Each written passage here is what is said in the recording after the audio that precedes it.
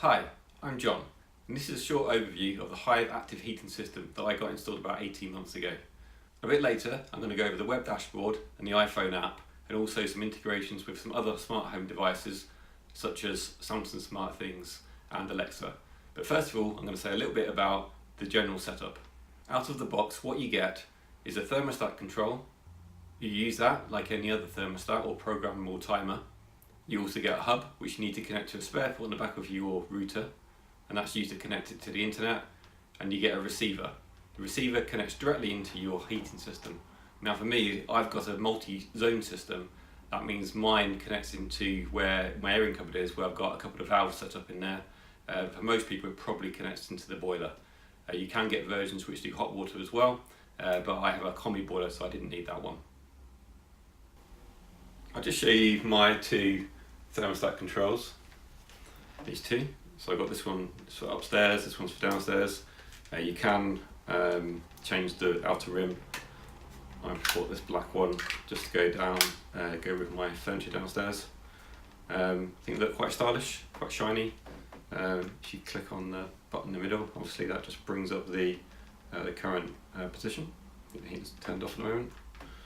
Also you can change the knob and you can obviously set different temperatures. I'll just turn it right up. You can see that turns the heating on to manual now.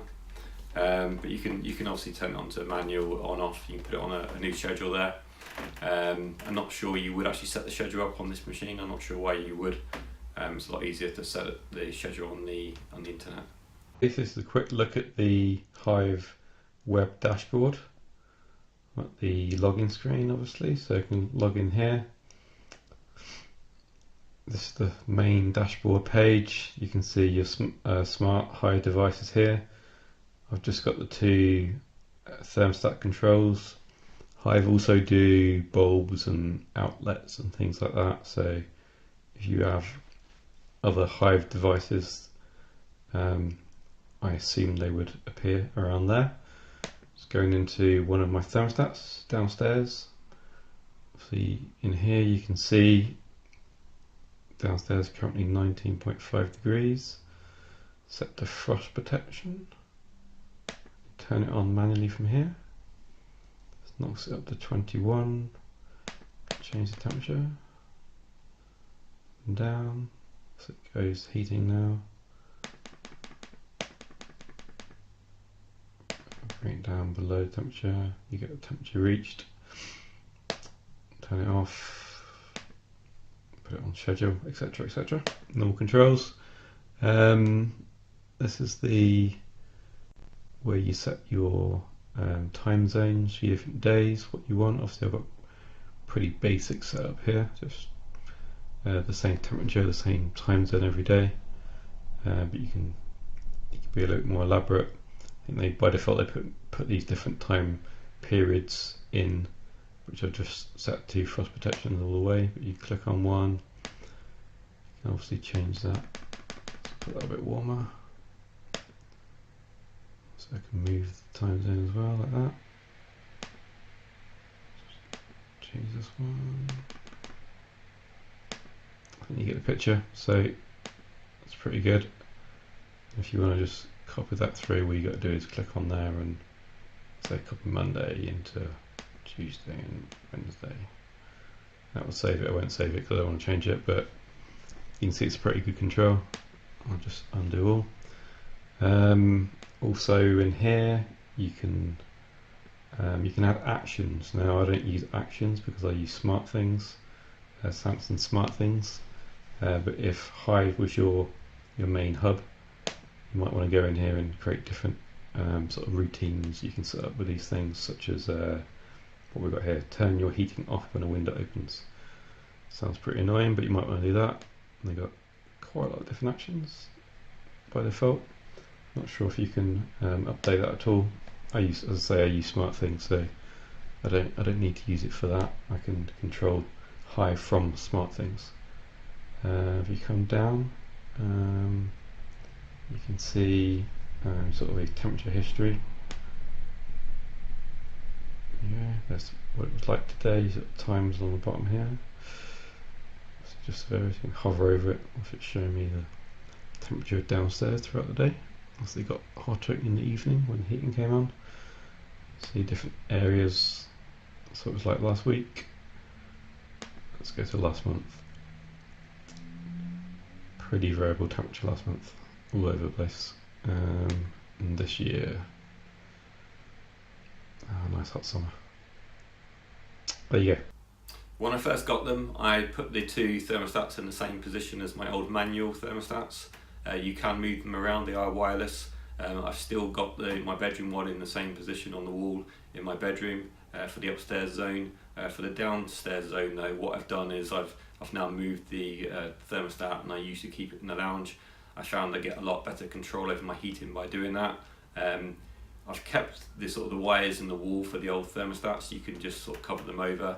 I don't intend to plaster them over, probably. I want to keep it there because just in case I want to go back to the old manual heating in future, in case I move house, I might put a sort of picture in front of it, just to tidy it up a little bit. I'll just quickly show the iPhone app. If I go into my smart apps here, I'll click on the Hive app. That brings up the dashboard, looking very similar to the web app dashboard. If I click on downstairs, you can see what downstairs looks like. At the top left there, you've got the current temperature. If I select manual at the bottom here, it turns the temperature. I can move this up and down to change what temperature I want it to be set to. I can then use the controls at the bottom right here to change the schedule as well, and even set up actions. Well, that's the basic setup. If you wanted to use it in a standalone way just like that, then that's absolutely fine. It does integrate with other smart devices that you might have around your house. It integrates with Alexa. Alexa, ask Hive the downstairs temperature. Sure, it's 18.6 degrees right now. The heating isn't on, as it's set to frost protection. Alexa, ask Hive to turn on the downstairs heating. No worries, your thermostat is set to frost protection right now. What shall I change the temperature to?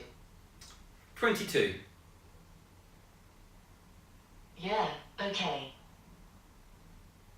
The Alexa skill's not too bad. It used to be pretty terrible. I couldn't get it to do what I wanted to do at all when I first got it 18 months ago. It's reasonably good now. You do sometimes have to say things in just the right way or use just the right words. My system, because I've got these two zones, it has to know which zone to do it in, and I think there's a certain combination of when you say the zone to get it to do the right thing. It's interactive. It didn't used to be interactive, therefore it didn't know whether your heating was on or off or what the current temperature was previously, but it does now, so it's okay as an extra skill. It's certainly, you can do what you want it to do. It does integrate quite well with other smart systems. I've got a Samsung Smart Things, and it integrates just fine with that. It's quite generic, and I'm sure it would integrate with other smart systems as well. You can set up then your own routines, like I've got a routine which can read my Google holiday calendar and turn both heating systems off. I've also got other routines which will turn the downstairs heating off if I'm not in the house. But if you really wanted to set it, to turn the heating off if your window opens, then you can do things like that quite easily as well.